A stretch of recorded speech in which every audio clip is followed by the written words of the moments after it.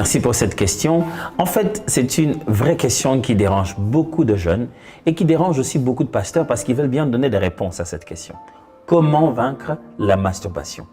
Je vais lire avec vous un texte dans Jacques, au chapitre 1. On va lire à partir du verset 13. Je préfère le lire dans la version seconde.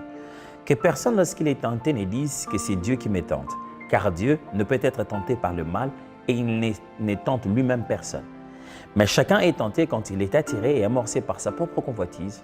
Puis, la convoitise, lorsqu'elle a conçu, enfante le péché et le péché, étant consommé, produit la mort.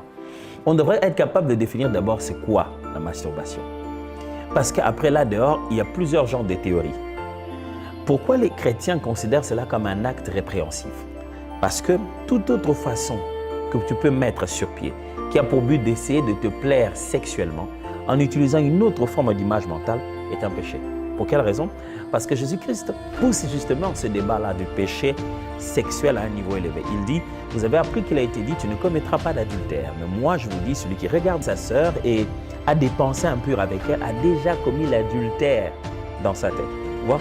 C'est ce qui se passe. C'est-à-dire que la chose arrive au niveau du péché, de la pensée seulement. Jacques est en train de dire ici que tout commence par la convoitise. On convoite, on désire, les désirs charnels montent dedans de nous. En réalité, qu'est-ce que c'est que la masturbation? C'est le fait que quelqu'un ne sait plus se maîtriser avec les idées et les pensées qui sont en train de tourmenter sa tête. C'est le fait que quelqu'un n'arrive plus à se maîtriser avec les images dont il a bombardé sa pensée. Alors en réalité, tout commence par une pensée. Ce n'est pas encore un acte, la masturbation, c'est une pensée. La masturbation est une des façons dont la convoitise sexuelle s'exprime.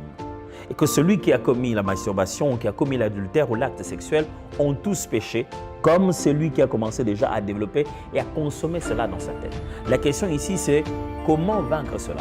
La réponse devient donc claire. Si ça, c'est un acte qui vient des pensées qui ont été nourries de l'autre côté par un certain nombre d'images, d'idées, de conversations, faites ce que le psalmiste dit. Heureux l'homme qui ne marche pas sur les conseils des méchants, qui ne s'assied pas en compagnie des moqueurs, qui ne s'arrête pas sur la voie des pécheurs, mais qui médite la parole de Dieu lui, jour et nuit. Il est comme un arbre planté près d'un courant d'eau, qui donne son fruit en sa saison et dont le feuillage ne se flétrit point. La Bible parle ainsi dans le premier psaume, chapitre 1. Je vous ai lu près de 3 à 4 versets.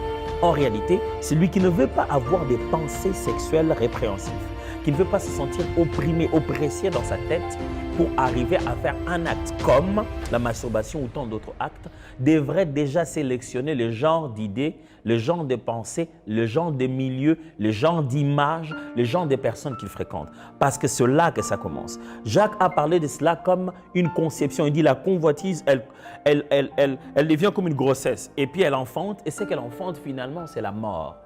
Donc celui qui pose l'acte a commencé par concevoir la pensée. Et les pensées ont été piquées par les images et les conversations. Il y a des amis qui ont un langage impudique. Reste pas à côté d'eux. Il y a des images qui sont déjà impudiques. Ils disent sexy. Ne bombarde pas ta tête avec ce genre de choses. Sois rigoureux sur ce qui entre dans ta tête, alors tu ne pourras pas produire la masturbation. Parce que la Bible dit dans le livre de Galates, justement, que on produit que selon, l'arbre ne produit que selon son fruit. Ce qui aura sémé, c'est ce que l'on maçonnera. Celui qui sème pour la chair, maçonnera pour la chair la corruption. Qui sème pour l'esprit, moissonnera pour l'esprit la vie éternelle. Non seulement qu'il faut arrêter de faire des choses qui vont te donner comme conséquence directe une vie où tu ne sais pas contrôler ta sexualité, mais il faut devenir intentionnel sur la manière de faire des choses qui te permettent à toi de pouvoir avoir comme résultat la vie éternelle, les œuvres de l'esprit, les œuvres d'un vrai chrétien. Comment vaincre la masturbation? Devenez sélectif, rigoureux sur le genre de pensée, d'idées, d'images, d'amis, de conversations. C'est ça ce qui peut nous tuer. Merci, pasteur Toti. Ça, c'est ma contribution.